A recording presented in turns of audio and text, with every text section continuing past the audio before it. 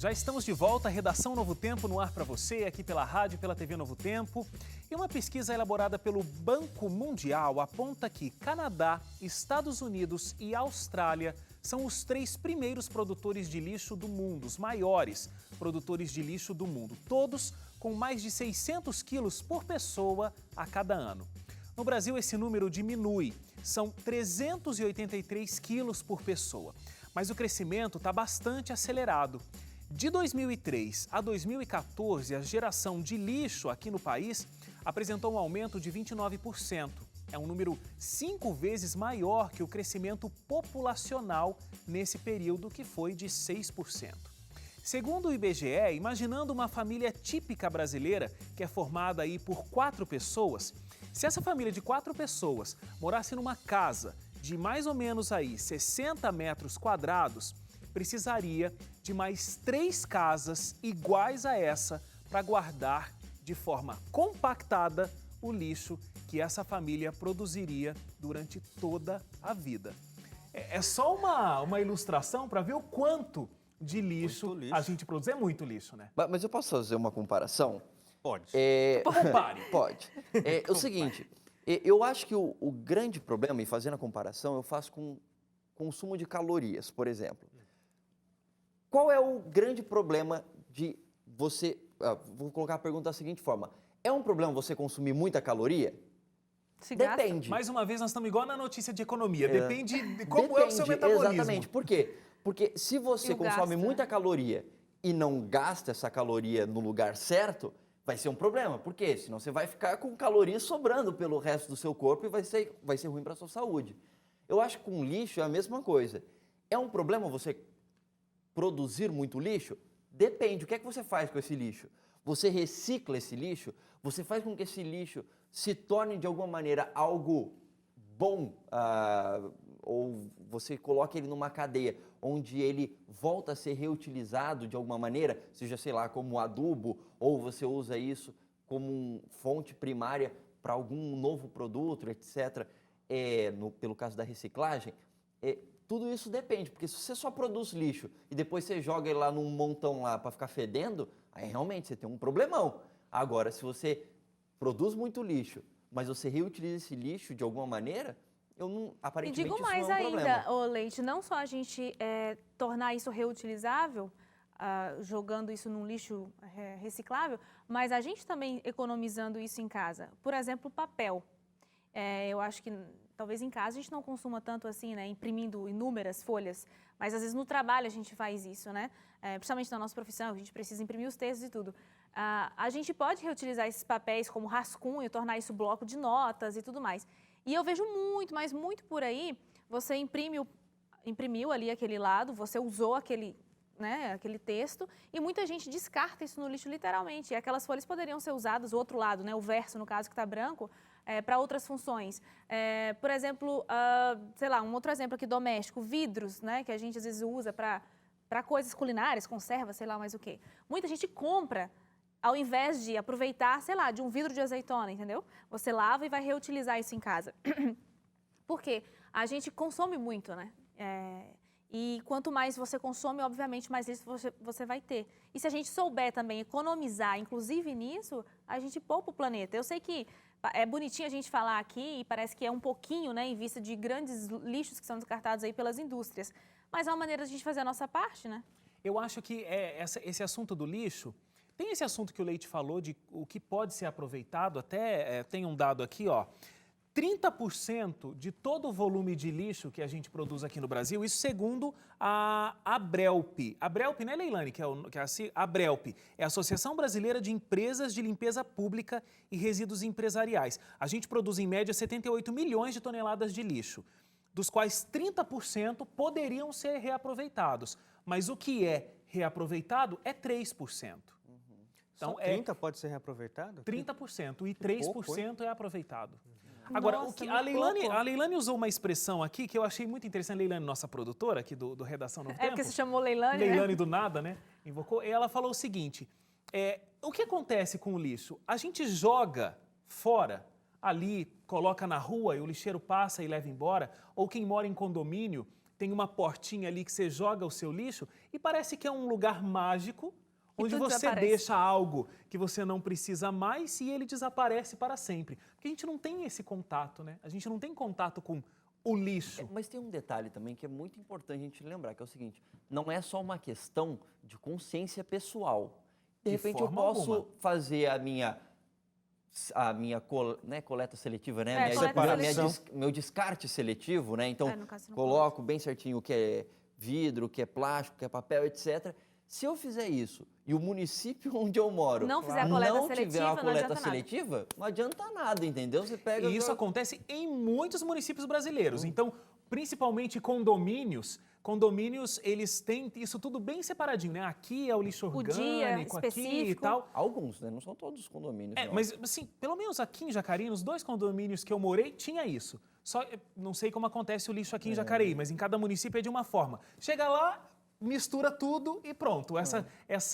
Como é o nome? O descarte seletivo. O descarte, ele foi seletivo, mas a coleta não foi seletiva. Não adianta e aí, nada. Wagner, sabe o que eu achei muito interessante? Tem uma jornalista, a Fabiana Bertolli. Olha, desculpa, é que a Leilane, mais uma vez, estou ressuscitando ela aqui, está me dizendo o seguinte, a gente, não sei quantas cidades fazem isso, ela tem um dado que 17% das cidades brasileiras têm um programa de reciclagem. É muito pouco, né? Não dá 2 em cada 10 cidades, Mas né? tem, além de um trabalho que seria da prefeitura, tem trabalhos que são, digamos assim, avulsos, né? Existem indústrias de reciclagem que funcionam, e aí funcionam em muitos lugares do Brasil, mesmo na cidade em que a prefeitura não tem um programa, mas pode existir ali uma central de reciclagem. É muito comum você ver nas ruas aí das cidades aqueles catadores, pessoas autônomas que saem por aí juntando o lixo reciclável. Sim. Então, o que é muito comum também, Wagner, é de condomínios ou associações de moradores fazerem isso. Olha, a gente tem aqui o descarte seletivo e aí a gente chama a empresa lá. É uma empresa, de verdade, não tem nada a ver com prefeitura, mas uma empresa que faz a reciclagem, passa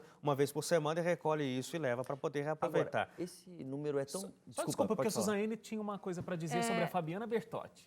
Acompanhando ela nas redes sociais, ela agora está morando na Itália, e ela contou uma coisa muito, assim, que é muito séria lá com esse negócio do lixo. Tem os sacos específicos para você fazer o descarte, e se você não fizer o descarte nos sacos específicos, você leva multa. Então, eu achei isso muito interessante. Imagina, há uma fiscalização, eu não sei como isso acontece, em que intensidade isso acontece, mas acontece a fiscalização de verificar se a pessoa descartou ou não o lixo no saco específico e tem essa multa.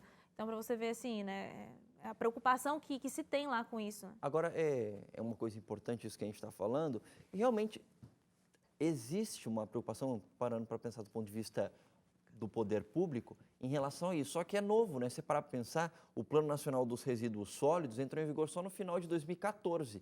Então, a gente tem basicamente aí... E ninguém nem está cumprindo. Está na lei, mas não está sendo cumprido. O grande detalhe é isso que a Suzane falou que tem lá na Itália, e a gente sempre fala de várias leis aqui no Brasil. O problema não é você criar uma lei, o problema é você fiscalizar a lei. Não é nem executar, é você fiscalizar para que ela seja executada. Porque se você não tem gente fiscalizando, tipo, você fala assim, olha, quem não colocar o negócio do saco lá, né? Em São Paulo, por exemplo, tem, né? A sacola marrom para...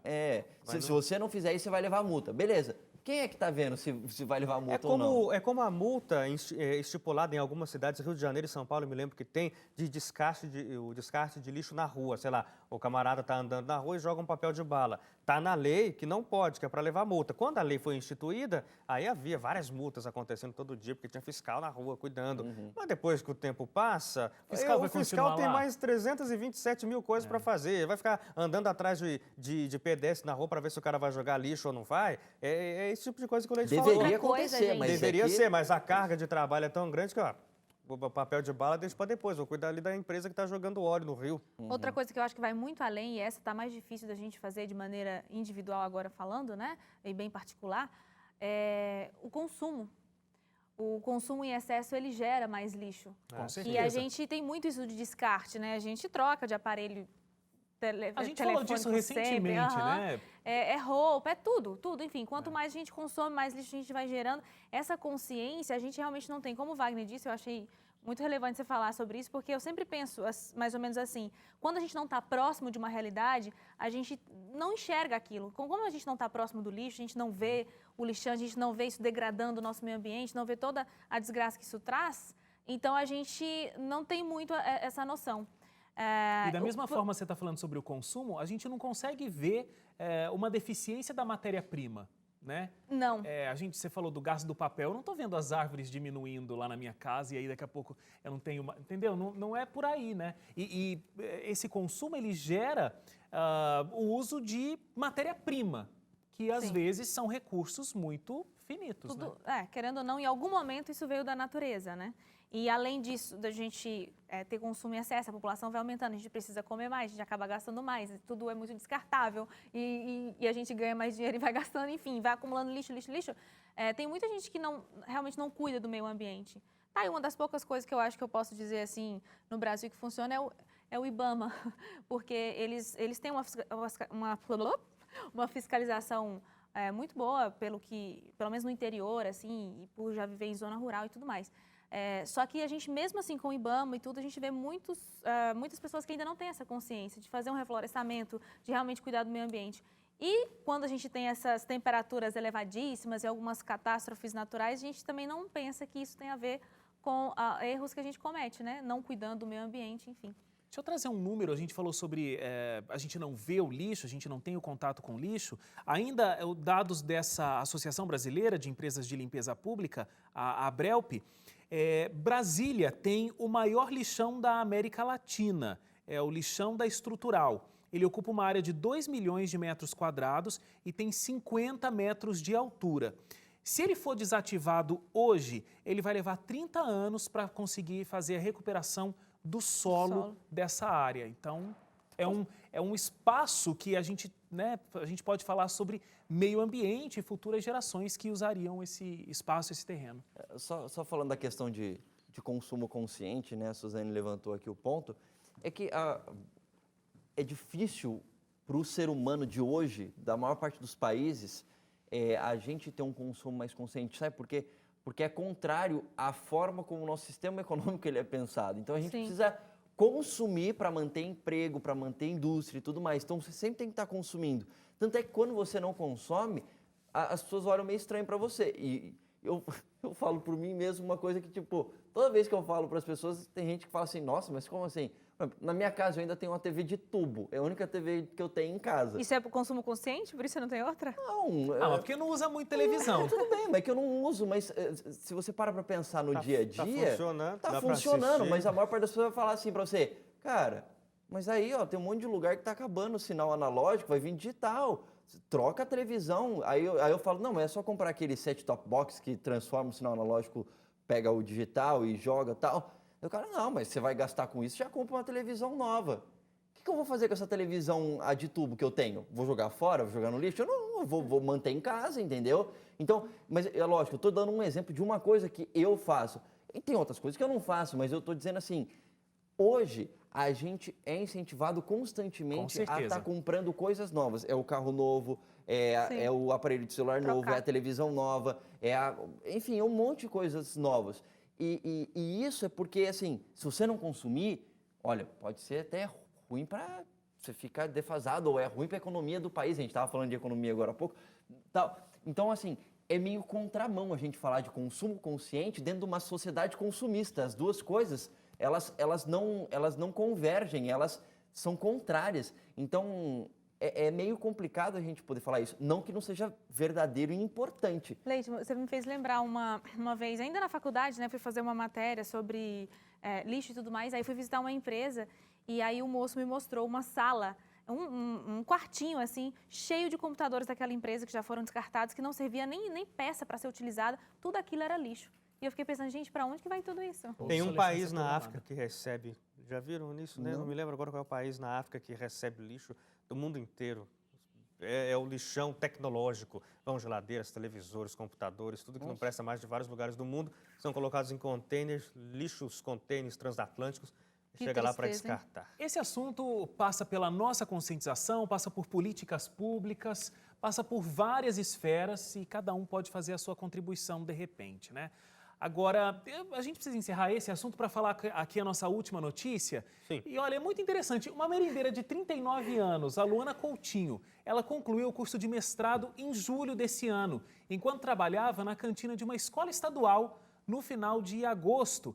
ela participou já de uma seletiva para a contratação de professor da Universidade Estadual de Roraima e conseguiu um emprego. A Luana vai dar aulas nos cursos de Química e Ciência da Natureza. No novo cargo, ela vai ganhar R$ 46,40 por cada hora aula. Como merendeira, ela ganhava um salário mínimo.